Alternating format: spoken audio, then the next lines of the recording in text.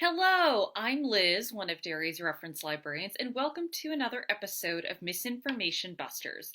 Once a week, we tackle the rumor or false, misunderstood information and try to separate fact from fiction. This week, we're talking about COVID's effect on the environment and the potentially dangerous rhetoric surrounding it, specifically the humans are the virus train of thought. So, what's the story? Well, as we discussed last week, we are seeing environmental changes due to the COVID lockdown. Many of them, such as a dip in carbon emissions, are temporary. We're seeing wildlife go on about their business or get more aggressive looking for food, such as the rats in New York City. Let's hope that's temporary. And we're also seeing misinformation, which we discussed last week. Sorry guys, dolphins are not in the Venice canals.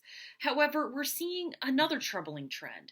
The idea that humans dying is overall good for the planet.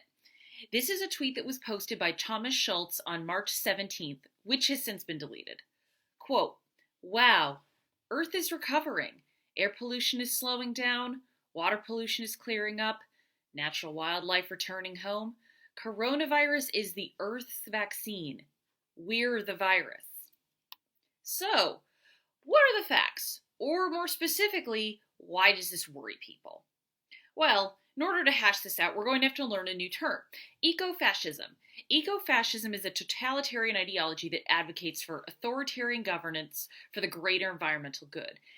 And many who subscribe to that subscribe to the idea that the population needs to be reduced. And that usually involves marginalized people or people in developing countries. Some members of the Nazi Party actually subscribed to this theory, as did, in more recent events, the Christchurch shooter. Now, of course, not everyone who thinks, hey, a lack of humans traveling in planes is helpful is calling for the death of people in developing regions. But the idea can lead to darker places, and it's good to point that out. While the lockdown has had some temporary good effects, the idea, like the tweet above, that the virus is good is a wrong-headed one. After all, it is still killing people and causing damage to the economy. Also, according to many climate activists, this train of thought actually hurts climate action. Activists want the world to improve to benefit everyone. Plus, they're trying to prevent the catastrophic effects of climate change to save lives. More importantly, the rhetoric in the tweet above doesn't take facts about consumption and population into account. And individual humans are not the biggest contributors to climate change. It's companies. As I mentioned last week, even when humans pull back, industries keep chugging along. And I'm not saying that's a bad thing, but that is just stating a fact. Also, not all humans have the same impact. Someone living in rural Cambodia is not going to have the same carbon footprint as someone living in the suburban US.